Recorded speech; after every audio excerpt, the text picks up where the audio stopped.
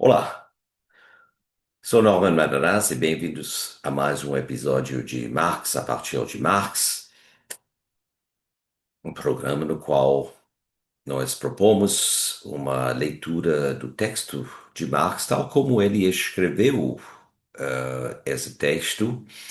Então, não a partir de comentadores, embora os comentadores circulam sempre ao redor, né?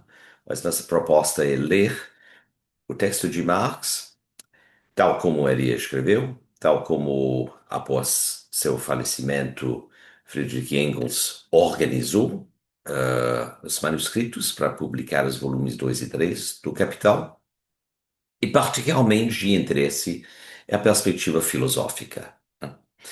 Como venho defendendo, argumentando desde o início desses programas, e também como estou fazendo em vista sobre filosofia contemporânea, eu estou argumentando que existem razões, embora não sempre explicitados e publicados, pelos quais teorias da economia foram expulsos do campo de investigação filosófica.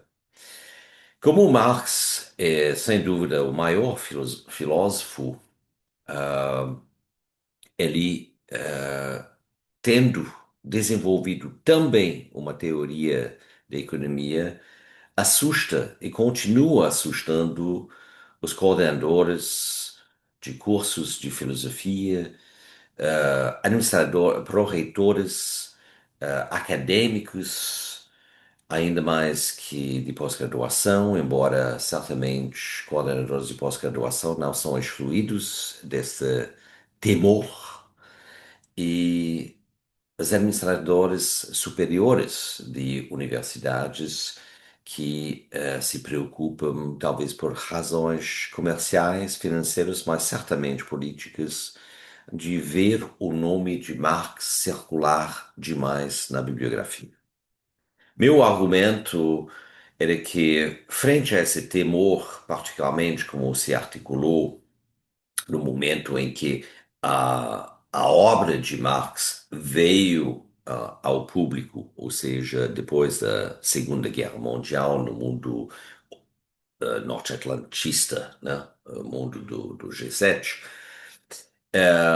a decisão simplesmente foi tomada de excluir obras de economia do currículo dos cursos de filosofia. A filosofia, então, sendo gradualmente restringido ao campo normativo.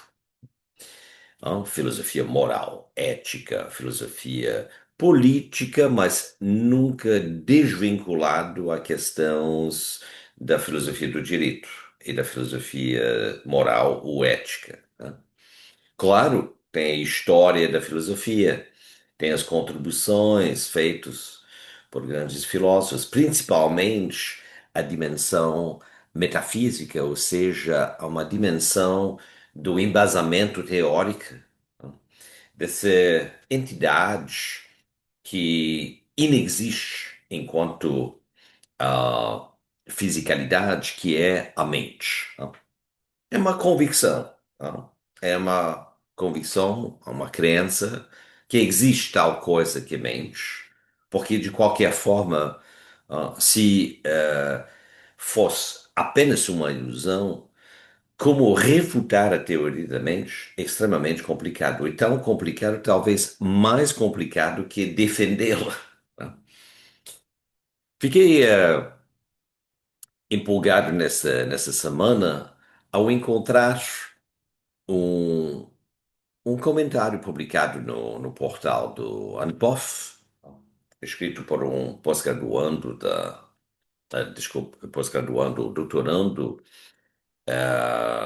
no estado de São Paulo, de uma universidade de São Paulo, argumentando que a formatação dos cursos de filosofia, e particularmente a atenção trazido, não, às metodologias que hoje fazem parte da filosofia da mente, tal como pensado a partir do seu viés anglo-saxônico, não, em que as instituições americanas e e britânicos são vistos como a última referência, né?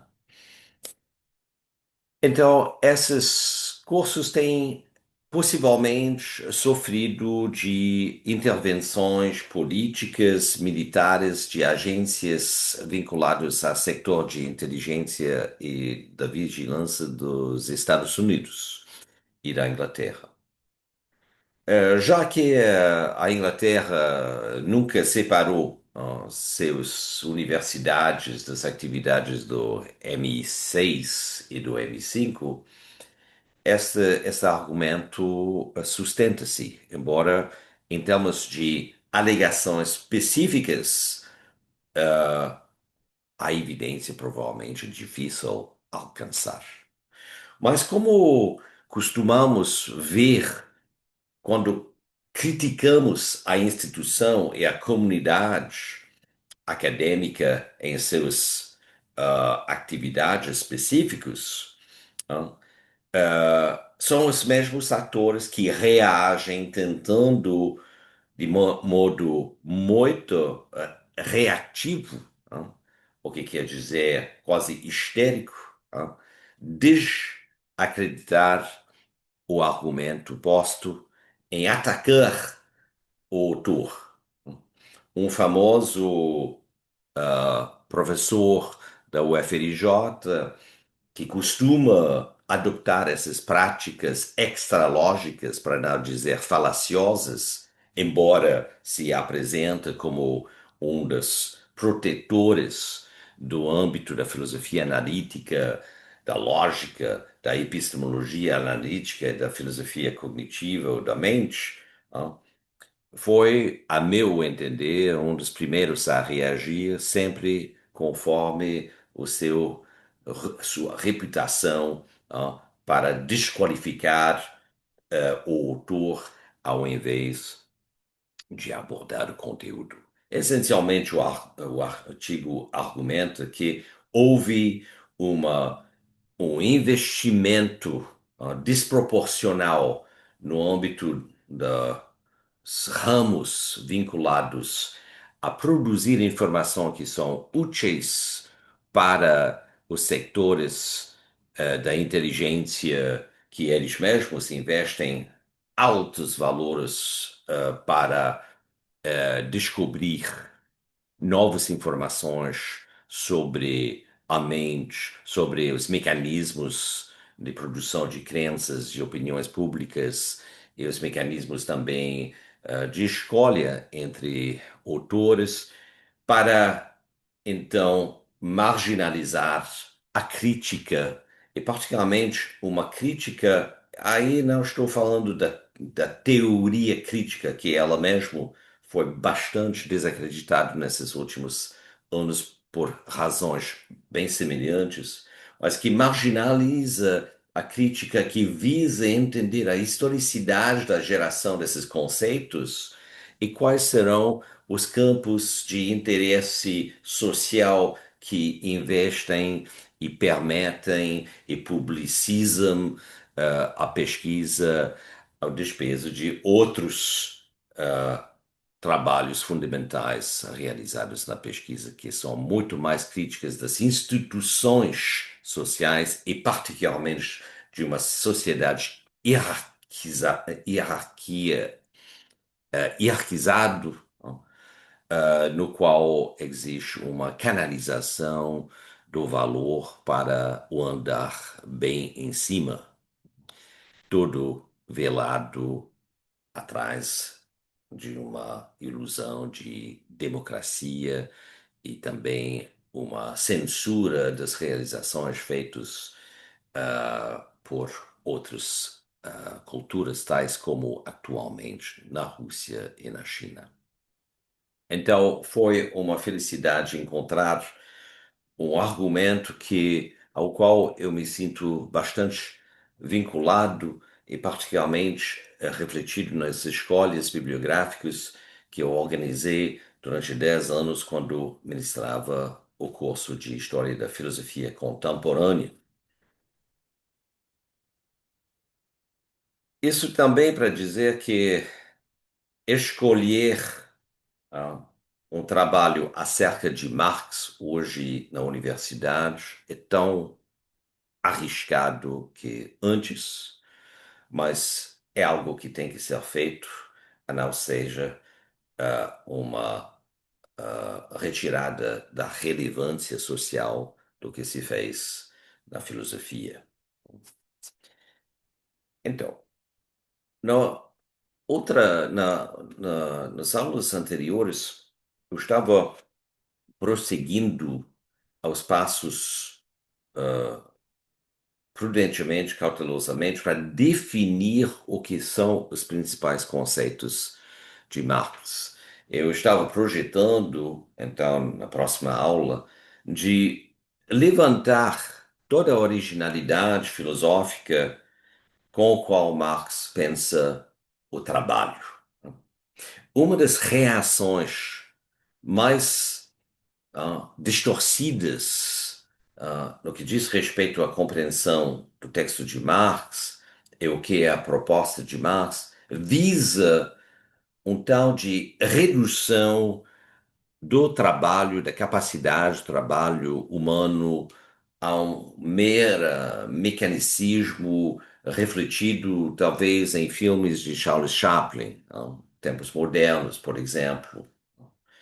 Mas não tem nada redutivo nesta concepção que Marx tem filosoficamente do trabalho. Bem ao contrário, se ele se revolta contra as condições alienantes do trabalho, do estranhamento dos subjetos do trabalho, ou seja, esse rompimento de qualquer pretensão ou qualquer reivindicação de propriedade sobre os objetos de trabalho, é bem uma prova, uma confirmação de que a visão que Marx tem do trabalho vai muito além da redução ao qual o capitalismo, tal como ele a conhecia durante ah, o fim da primeira revolução industrial, ainda no seu declínio antes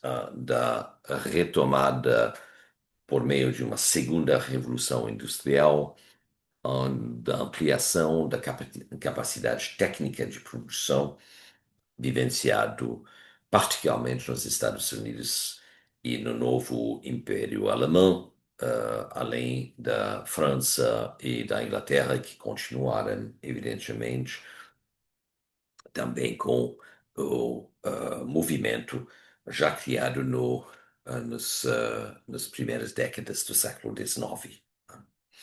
Então, eu queria dar uma atenção a esse capítulo sobre o trabalho, né?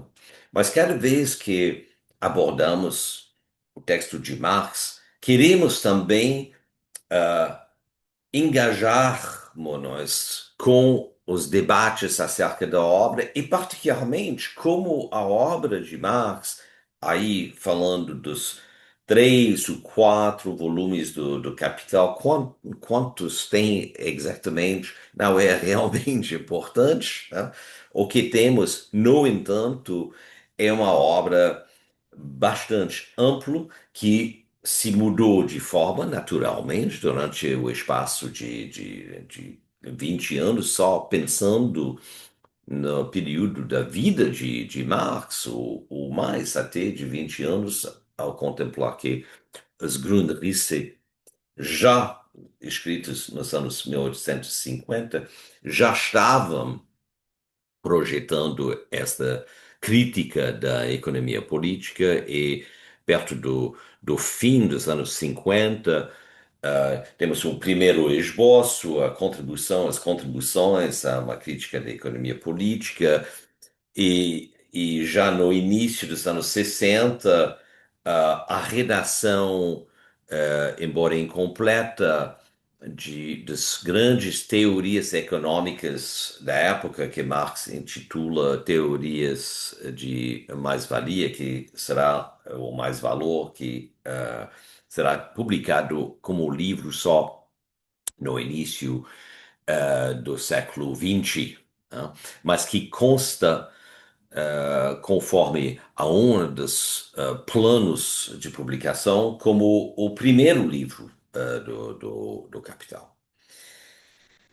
Tem também a questão do fim ah, do livro um do Capital, tal como o conhecemos, ou seja, o teor revolucionário embutido nesse livro, ah, que historicamente também foi identificado, observado como ocorrendo quando existem as condições que Marx vai mapeando, particularmente a lei geral da acumulação do capital, que é apresentado, então, no capítulo 23. Né? No capítulo 23, vemos a articulação da lei geral da acumulação capitalista, no qual Marx identifica novamente esse mecanismo a partir de um processo de derivação dialética, né? Esse mecanismo que fez acrescentar o que ele vai entender pela ideia de valorização, né?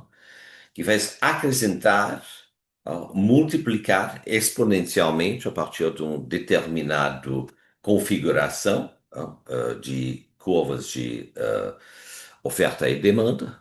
Podemos já inserir um pouco de economia neoclássica dentro dessa configuração para mostrar como conversa com o que será articulado e ter sido de tal forma para excluir as análises de Marx, ou neutralizar as análises de Marx, pelo menos, e que esse processo de aceleração do processo de valorização por meio exponencial anda sugando o volume de valor que consegue cada vez mais se converter num dinheiro ó, quantificado, ó, que depois vai se situando nos cofres, essencialmente, dos donos dos meios de produção. Marx ainda não introduziu a categoria de capital portador de juros. Por isso, ó, no volume um do Capital, existe uma categoria formal, né, que é o entesouramento. O entesouramento será, em seguida, particularmente no volume 3, materializado como capital portador de juros. Então, isso também deve sempre existir no horizonte dessas explicações, porque, por enquanto, ele precisa manter em sua dimensão puramente formal as posições, as estruturas que permitem, então, conservar o que será ó, o fundo ó, total global ó, da produção social, o que ele chama de produção social, composta, então, do valor ó, do capital concreto, do valor do capital variável e do valor do mais-valor. Né? Esta conta se articula no plano da teoria do valor. Né? Mas o que se torna seu correlato quantificado e monetário deve se encontrar no fundo, onde esta quantificação permanece. E como sabemos, bom, ao olhar a estrutura da economia hoje, uma separação entre o domínio financeiro e o domínio produtivo tem permitido esse fundo de acelerar sua valorização por meio de aspectos técnicos e de automatização, de computação, a um ritmo muito superior às valorizações especificamente vinculadas ao domínio da produção e da circulação. E por isso, os críticos de Marx vão dizer que, bom, não, não é mais o trabalhador que, pela venda do força de trabalho, do seu força de trabalho e pelos mecanismos da exploração, produz o mais valor. A produção do excedente, a produção do lucro, se encontra nesses fundos financeiramente protegidos pelas taxas de juros. Mas justamente é aqui que começa a grande discussão que necessita, para ser coerente, uma multiplicação de planos temporais. E aí também voltamos à questão de que pensadores como, por exemplo, Martin Heidegger, talvez Edmund Husserl, não? Mas particularmente Martin Heidegger e depois os franceses, Gilles Deleuze, são celebrados por ter introduzido uma nova, um novo conceito do tempo, uma temporalidade diferencial, uma temporalidade extática, como Heidegger vai o chamando. Todos esses pensadores fizeram contribuições fundamentais. No entanto, e reivindicam as contribuições feitas por Nietzsche nesse sentido. O próprio conceito de tempo em Nietzsche vinculado à configuração da vontade de potência, e do ciclo de repetição dos mesmos valores dentro de um domínio temporal que sabemos, pelo andamento da história, foi rompido com o surgimento da religião, o que Nietzsche chama de judeu-cristão. Possivelmente encontrarás mesmos condições de rompimento, porém, no que diz respeito ao tempo que resta, como dizia o São Paulo, e que foi retomado por vários estudiosos, novos leitores de Paulo, vindo justamente do marxismo, não? Ah, É projetado, então, a abrir-se numa nova temporalidade, que é o paraíso, em que, bom, as almas que vivem eternamente vão se reunindo novamente, bom, etc. Essa projeção temporal está particularmente presente em Marx e Engels. Evidentemente, vocês devem, filosoficamente, reconhecer como essa projeção temporal está na base da tese central do materialismo histórico, segundo o qual a história de todas as sociedades até agora, as sociedades no qual, nas quais existem a escritura, tá? É a história da luta de classes, tá? E que essa luta de classes provoca o surgimento, a emergência de uma série de classes novas, tá? Cujo relação em termos da produção de riqueza, mas também em termos de produção de valores, vão estabelecer os parâmetros de uma nova sociedade, né? Da nova sociedade por vir, né? Então, esse já o tempo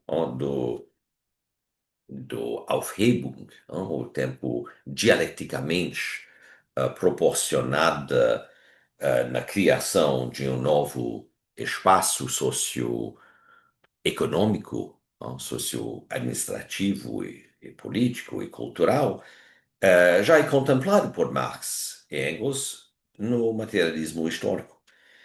Mas no volume 2 do Capital é onde encontramos o trabalho do tempo sobre os efeitos racionalmente preservados, ó, da produção de mais valor.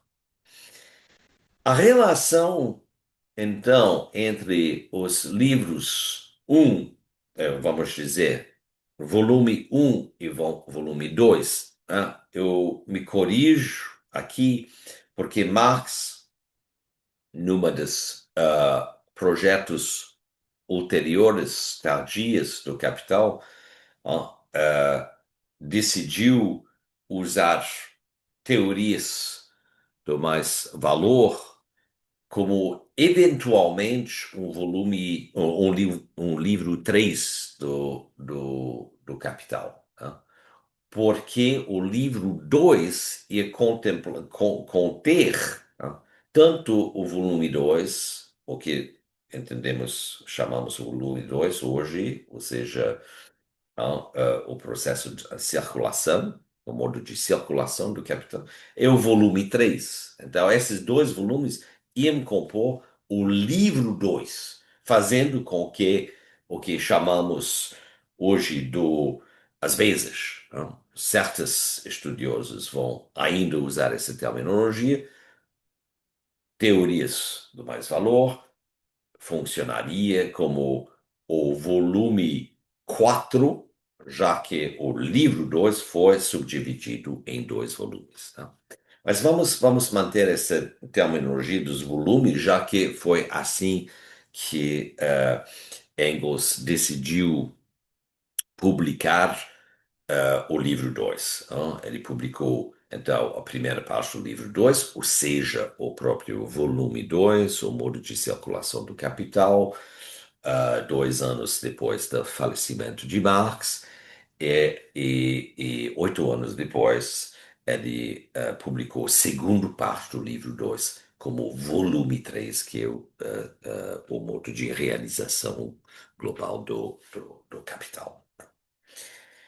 Então, será no volume 2 onde encontramos os níveis de temporalidade, os ciclos de retorno sobre capital ativos, o que mostra como as fontes da crítica da economia política continuam sendo profundamente filosóficas, porque nesta época do século XIX, quem está pesquisando a questão do tempo e procurando uma noção de tempo que seja desvinculado a sua apresentação, a sua definição, tanto por Aristóteles quanto por Santo Agostinho, e não seja reduzido sempre simplesmente a um tempo linear cronológico, nem ao tempo simplesmente cíclico, são os filósofos, e particularmente os filósofos alemães. Hegel, evidentemente, mas também Kant, de certa forma, na sua concepção da, da história universal do ponto de vista cosmopolita. Né? Evidentemente, Marx e Engels logo nos anos 40, quando começam a trabalhar juntos em Paris. Então, por isso, uh, a disciplina de trabalhar capítulo por capítulo é complicado. Não? É complicado, eu admito também uma fraqueza diante dessa disciplina. No entanto, quero mesmo assim, enfatizar a beleza das propostas no capítulo 5, o processo de trabalho e o processo de valorização, porque é aí que entendemos um pouco mais da maneira em que Marx pensa ao trabalho e a drama, a história patética que encontramos nos cursos de filosofia perante o trabalho. Né? Aí, quase isso nos dá quase vontade a se juntar com os olavistas e dizer que, bom, os filósofos não gostam de trabalhar mesmo. Se os filósofos estão com medo do trabalho, não? Estão com medo de pensar o trabalho, não? Porque o que é a ética nicômico, senão um enorme elogio, não? À participação do trabalho em todas suas dimensões a alcançar, não? O bem viver, não? Alcançar em graus de intensidade cada vez maior, de eudaimonia. Não. A filosofia temos que falar de atividade. Não? Atividade. Por quê? Evidente. Esse texto é um dos mais valorizados pelos teólogos, os religiosos. E os religiosos se consideram subtraídos às regras do trabalho. Não? Eles não produzem valor, não. Evidentemente. Eles trabalham dentro de um monopólio. Não?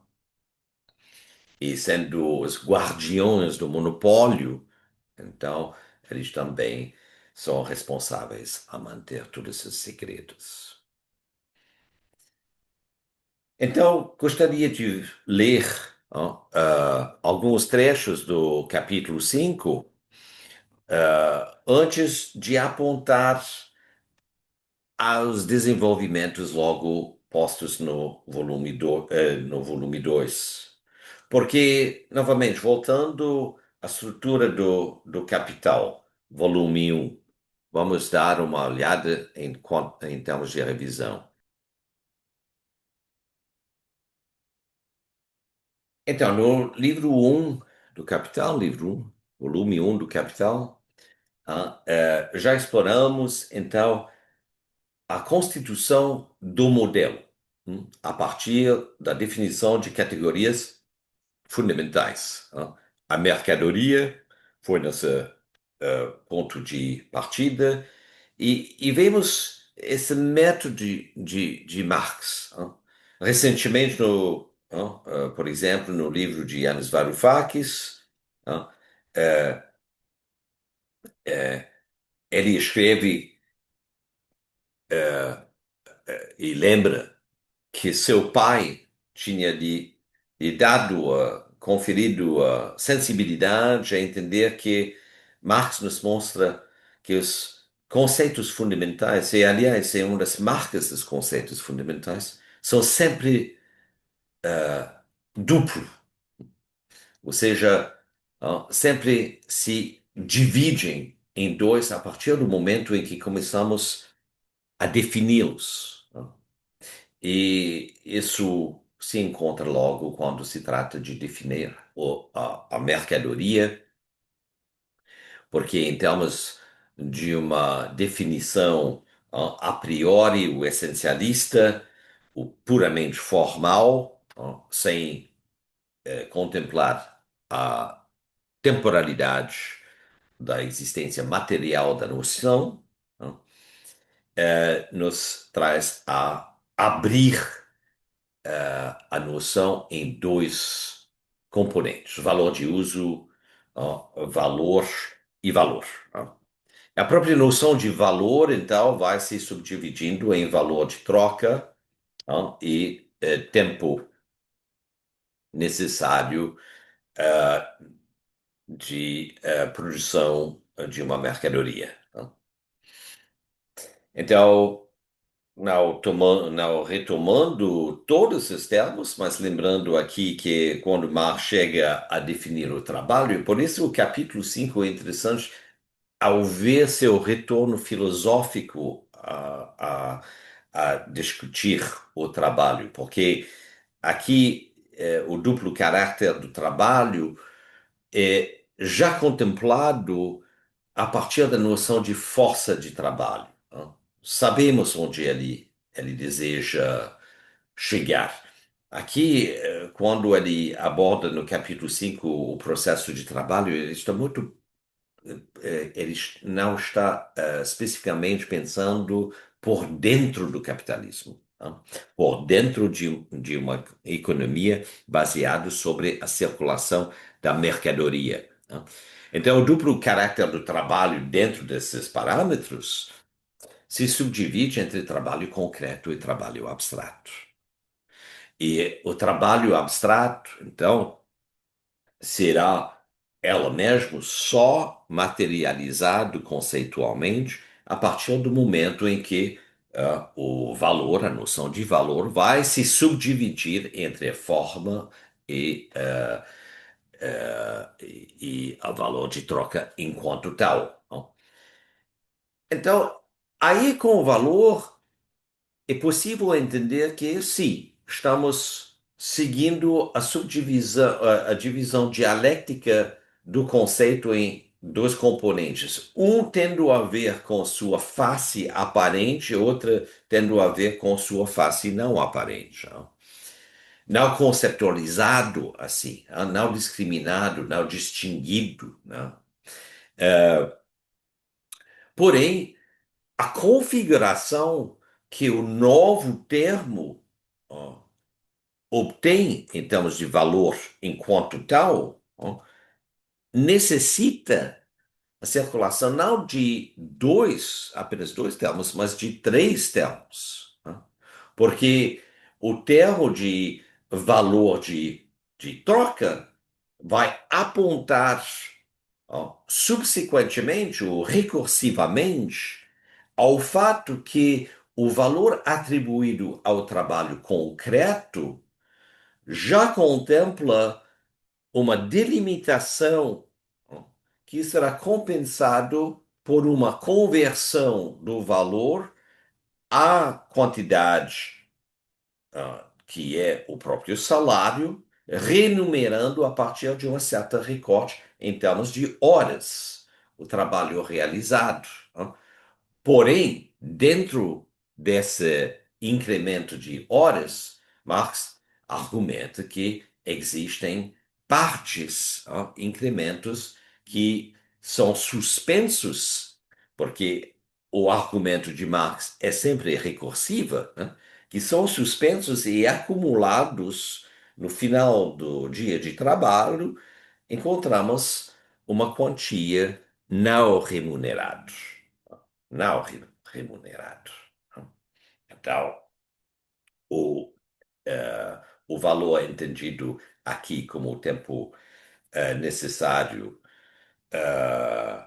para produzir a mercadoria também se entende por a partir de duas perspectivas. Tá? É uma perspectiva que, de fato, aborda a aparência, que o valor contempla todos esses,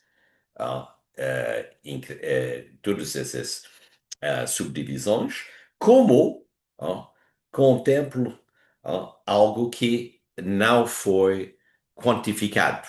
Então, existe algo que não é trazido à aparência, porque esta algo, esta componente que mantém-se em termos de um signo flutuante, só será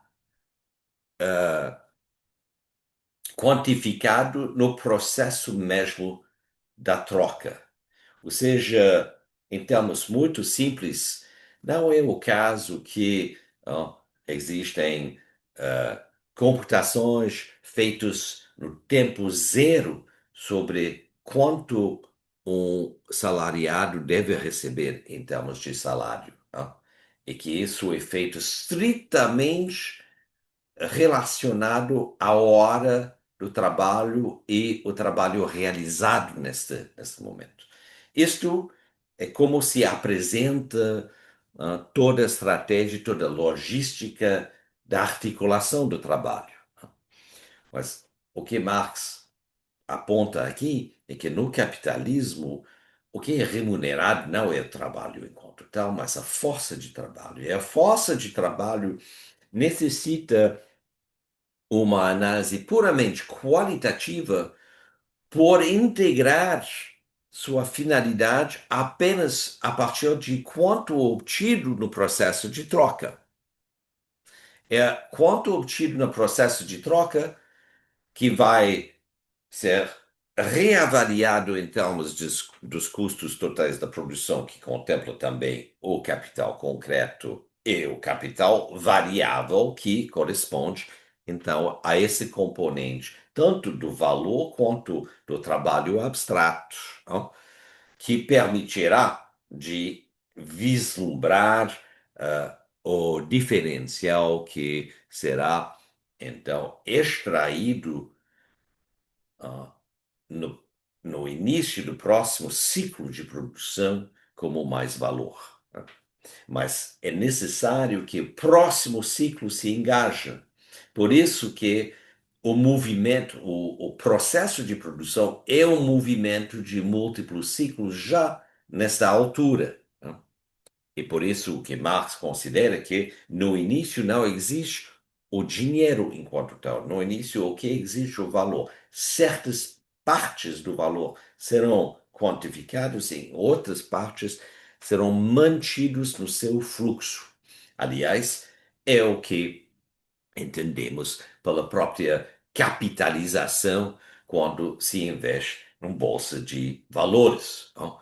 Conhecemos, não, o fenômeno quando, de repente, um número X de investidores desejam quantificar, não, seus investimentos.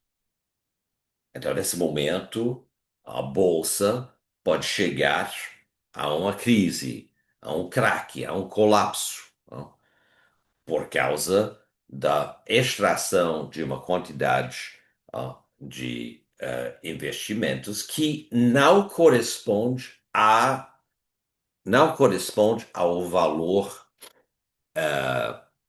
ao dinheiro em contas, que as bolsas de valor sempre vão projetando ah, a quantidade obtido em termos de uma certa temporalidade avançado, nunca no tempo presente. Então, esse duplo nível de articulação ah, necessita que as análises da produção da mercadoria não se mantêm simplesmente no nível das mercadorias, mas contemplam as relações materiais que compõem o processo de produção. O processo de produção, em outras palavras, não se contabiliza apenas a partir de uma relação entre inputs e outputs. Temos aqui na produção temos aqui a identificação de um mecanismo quando vinculado à venda de força de trabalho, acaba produzindo um excedente que se verifica apenas no momento em que a mercadoria, em determinados volumes, evidentemente, não estamos falando aqui de vender um produto, estamos falando de volumes, é revertido em dinheiro e, finalmente, distribuído em termos de investimentos. E isso que encontramos no capítulo 23, aliás, a Lei Geral da Acumulação Capitalista, o que encontramos nesse capítulo, justamente, é o paradoxo, a contradição. Ou seja, quanto mais capital é produzido, em termos de valorização do valor excedente, quanto mais pobreza também é produzido. Isso é a lei geral da acumulação capitalista e o que Marx percebe como sendo uma fatalidade no que diz respeito à organização da produção capitalista se certas regulações não são incluídos dentro do processo. Dessas regulações, certamente, é a obtenção do crédito, porque um dos efeitos da pauperização crescente, como ele o descreve, é a perda de valor de compra, ou seja, a perda da capacidade de comprar o que é produzido. Aqui estamos olhando um espaço relativamente fechado, né, na análise de Marx. Ele não está contemplando o ciclo colonialista, mercantilista de produção de valor que se retorna aos trabalhadores dos países centrais na medida em que todas as bases industriais de produção se encontram nesses países, enquanto a mão de obra é escravizado ou o trabalho forçado é principalmente usado para extrair os recursos naturais, os cash crops, que obtêm maior valor naquela época, seja açúcar, café, borracha, tabaco, índigo, e depois diferentes tipos de minerais como a prata, o ouro, né? Então, ele termina mostrando que uma das maneiras em que o capitalismo, ah, em termos de sistema de contenção ou lei geral de acumulação do capital, se propõe a operar é por meio do colonialismo. No volume 2 temos um outro concepção do capital que contempla, então, ajustar justamente os salários acima da taxa de exploração. É por isso, numa perspectiva revolucionária, o volume 2 não interessa tanto que o volume um. Mas o que o volume 2 vai mostrar, aí temos uma fina subdivisão dos diferentes personagens que fazem parte da produção. Não temos apenas o capitalista definido como o dono dos meios de produção. Temos o capitalista industrial.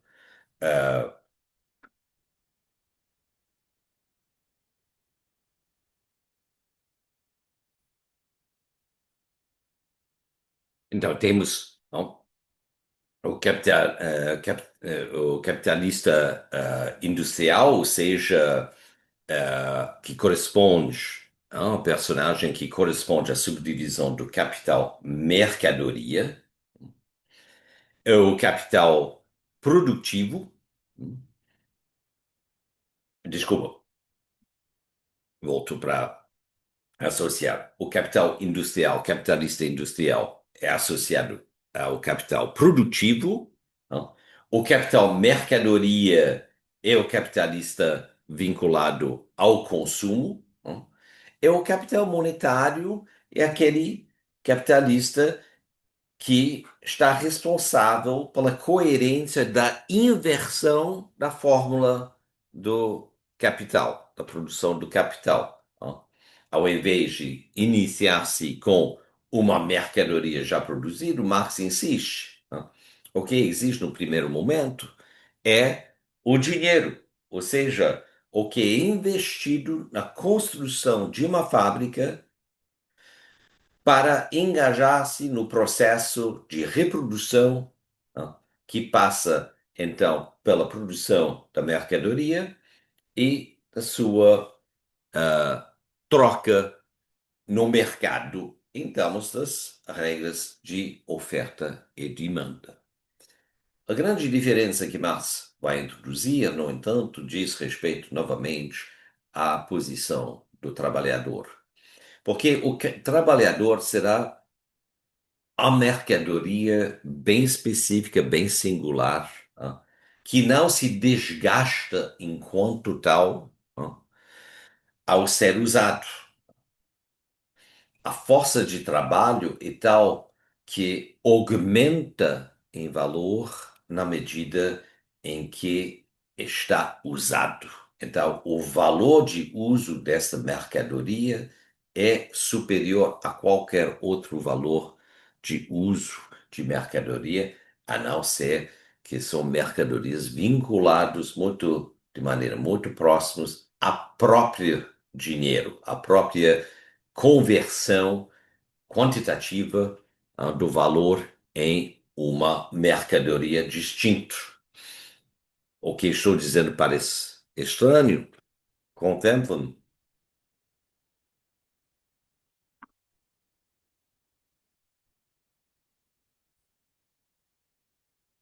contemplam apenas a posição de mão de obra escravizado em termos do seu valor, em termos de dinheiro, em termos de investimento, em termos de capital concreto. Então,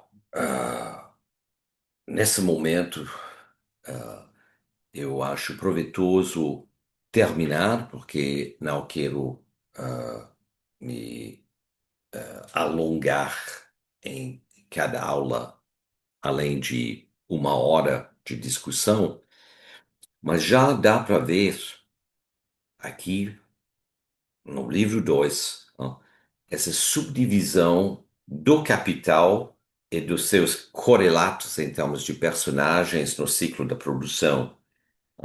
Então, do capital, que é subdividido entre capital concreto, capital constante, capital variável, no volume um do capital, que diz respeito aos meios de produção e à venda de força de trabalho. Aqui temos o capital monetário, capital produtivo e o capital mercadoria. Então, o capital monetário ainda não é especificamente o capital portador de juros. O capital portador de juros será a materialização do entesourador, já discutido nos três primeiros capítulos do Capital Volume 1. E essas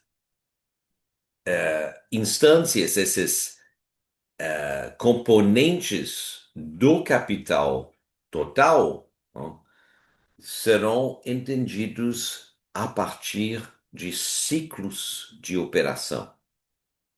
Então, na próxima aula, examinaremos o que são esses ciclos de operação, e também introduzir alguns outros noções de microeconomia, que são a questão de transporte e o tempo da rotação. É aí uma subdivisão da ideia do capital constante entre capital fixo e capital circulante. O volume 2, para completar, nos apresenta a um sistema operante, sim. E muitos leitores se estranham diante de da aparência, ao ler esse livro, que Marx está tentando, de certa forma, mostrar como o capitalismo poderia funcionar. Eu volto a dizer que a relação de Marx com o capitalismo britânico, europeu, na época, ou seja, em meados do século XIX, é despertado tanto pelas condições de estranhamento e de exploração, dos trabalhadores, ou seja, ah, os efeitos negativos, provenientes da contradição que se encontra, na apropriação do mecanismo do capitalismo, devido, eu até lançaria essa tese, devido à possibilidade da existência de um entesourador. Porque se consideramos o Manifesto Comunista como celebrando o surgimento da Revolução Burguesa, embora, volto a dizer, que todas as cenas de violência no manifesto são oriundos da Revolução Burguesa.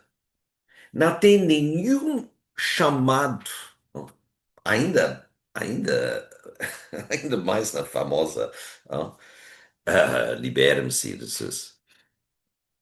Não, não tem uma chamada a favor de violência no Manifesto Comunista. Toda a violência é atribuída à Revolução Burguesa. É justamente os comunistas, não, ao qual os autores se associam, não, têm como função unificar todas as forças democráticas, não, para que a revolução, eventualmente, se constitua como uma democracia. Não existia naquela época nenhuma democracia que valia, né, a associação ao que seria produzido a partir de uma revolução do proletariado, uma revolução da classe operária, que, de maneira eficiente e rápido, teria implementado e instalado as 10 pontos, as 10 recomendações dadas por Marx e Engels no final da segunda secção do manifesto. No volume 2 do Capital, Marx identifica o nexo racional, ó, do capitalismo. E esse nexo racional só pode ser alcançado quando a análise contempla o capital mercadoria, ou seja, a circulação em termos de consumo do que é vendido no mercado. Não estamos falando da constituição de uma sociedade de consumo. Isso é outra coisa. Criando quantidades de mercadorias para os prazeres de uma classe média, no sentido norte-atlantista, enriquecido, que agora quer brincar durante seus horas de lazer. Isso é uma sociedade de consumo. O que Marx está tratando é o consumo da produção do capital. Quais são alguns desses eventuais objetos que podem ser produzidos? Ora, isso ocorre no segundo nível, a partir do momento em que a mais-valia, não, é reinvestido no ciclo de produção. Então, a produção e consumo são juntados de maneira extremamente interessante que podemos ver no funcionamento, pelo menos esquematicamente descrito, da industrialização da China. Porque, inicialmente, o que é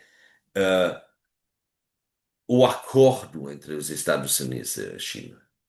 É que, frente ao crescimento em poder político de uma classe operária cada vez mais forte devido ao sucesso de venda internacional dos produtos americanos, a classe dirigente decidiu aproveitar de uma brecha já visível nas negociações entre Nixon e Mao no início dos anos 70 e só subsequentemente dado por Deng Xiaoping, a transferir a força de trabalho que era incorporado pela classe trabalhadora americana, mas é um variável livre. Não são os trabalhadores. Por isso, é fundamental enfatizar que o que é vendido é a força de trabalho, não o trabalho enquanto tal. O trabalho enquanto tal pertence, sim, como dizia Locke, repetem os liberais, os libertários, ad infinitum ou ad nauseam, que é, bom, somos todos propriedades de nós mesmos. Sim, mas o que vendemos é a força de trabalho devido a esse fato. Ser proprietário de si mesmo não valoriza enquanto tal. É um fato ontológico, não é um fato econômico particularmente interessante. E, de qualquer forma, estabelece uma sociedade igualitária se todo mundo é proprietário de si mesmo. Então, já estamos numa sociedade economicamente igualitária.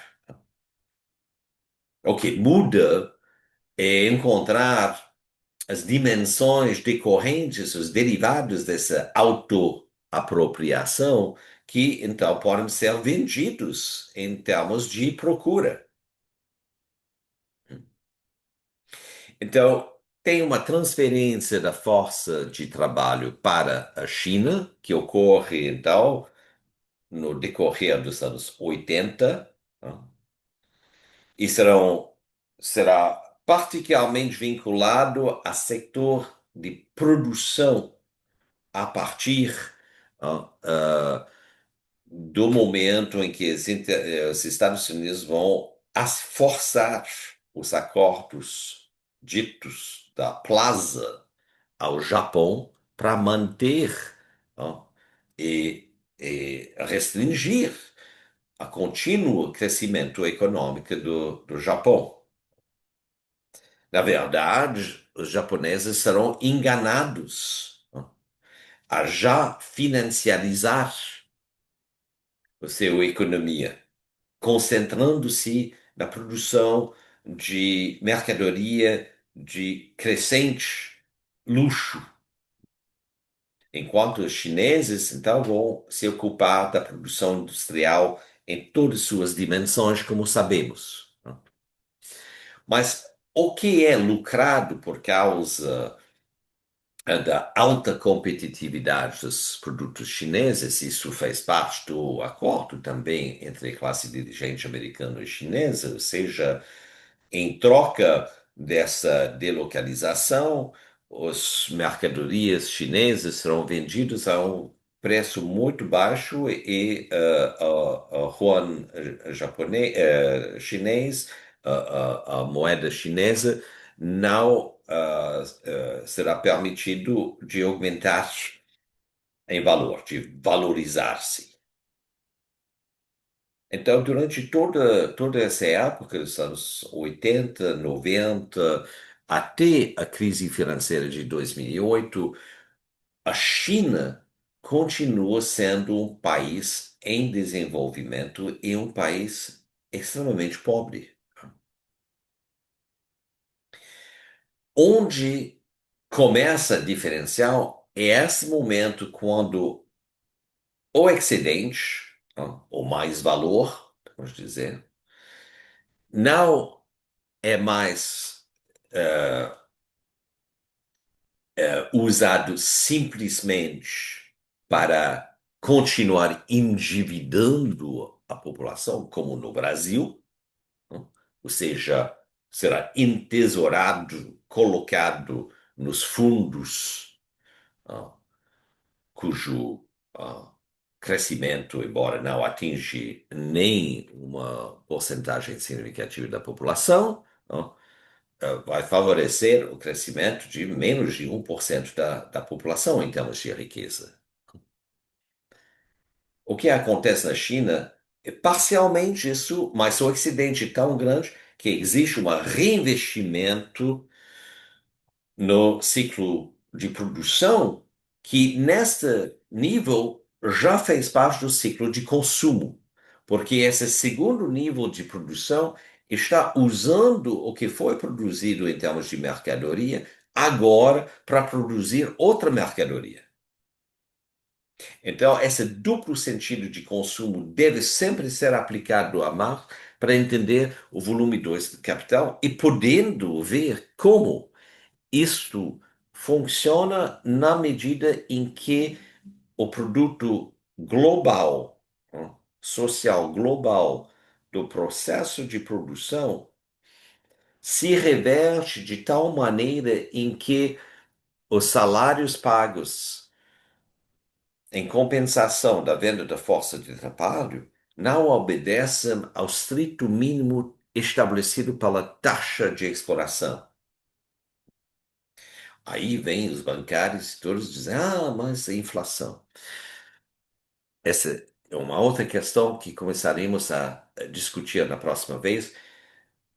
Então, estamos agora iniciando uma segunda sequência de aulas, Marx a partir de Marx, em que eu vou integrando de maneira paralela, às vezes entrelaçados, às vezes separados, ó, as contribuições provenientes dos dois volumes do Capital. O terceiro volume haverá, então, a apresentação do capital portador de juros, que é o quarto subdivisão do capital necessário para a nossa visão mais global do sistema, em que também entram as figuras dos latifundiários e dos gerentes dos asset managers, dos wealth managers, né? Mas também no qual entra a questão da tendência, a queda tendencial da taxa de juros, da taxa de lucros, não? Que nos falará muito sobre o que motiva, além de questões políticas, os capitalistas a delocalizar a mão de obra. Porque, novamente, ao dizer que, não, o valor não é produzido pela classe trabalhadora, pela venda da força de trabalho, mas a automação vai resolvendo ó, os despesas, os custos que devem ser gastos pelos capitalistas sobre a mão de obra. Mas o que é possível ver aqui, existe uma tendência a, para que a taxa de lucro caia. Isso não é de maneira global, como Marx mostra, mas de maneira pontual. O que fez voltar dentro do mapeamento do sistema e reforçar a crítica da economia política, e por isso também Engels trabalhou tanto a publicar o terceiro volume, que fez voltar dentro da operação da lei que é simbolizado pela Lei Geral da Acumulação do Capital, do fator irracional. Porque justamente são as decisões tomadas em função ah, de uma pretensa queda da taxa de lucro que conduzirão vários atores em termos de grupos a já se comportar de maneira a comprometer a retomada do sistema conforme o seu processo, sua promessa racional, mapeado no volume 2, que é de um enriquecimento gradual total da população. Ainda pensamos na China. A China, apesar de todas as mensagens enviadas que o sistema vai entrar em crise, vai ter um problema de liquidez, a inflação vai explodir,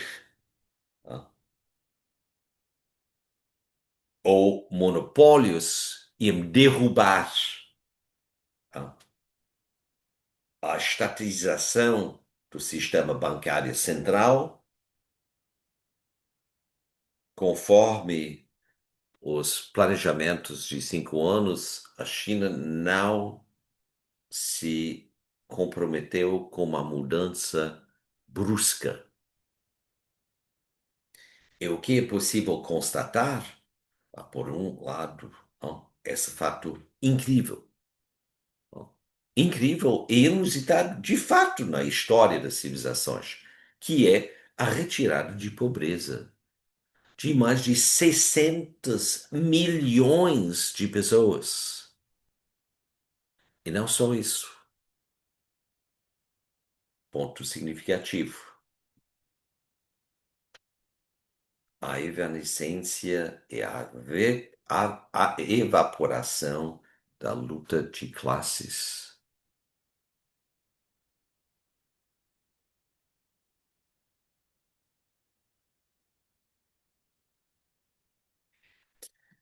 Amigos, se vocês curtiram a discussão,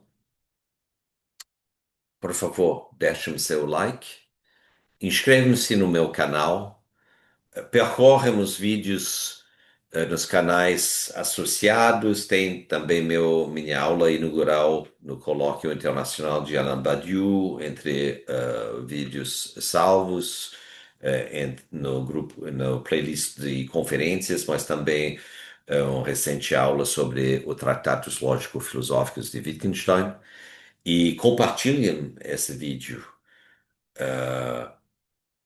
Se tiverem com perguntas, será o maior prazer responder para vocês e continuar a discussão. Estamos limitados no tempo, eu não quero me alongar nesses vídeos. Existem outras configurações possíveis, se isso interesse vocês individualmente ou em grupos. De qualquer forma, estamos aqui. Sou Norman Meraz e vocês estavam assistindo a Marx a partir de Marx. Até logo.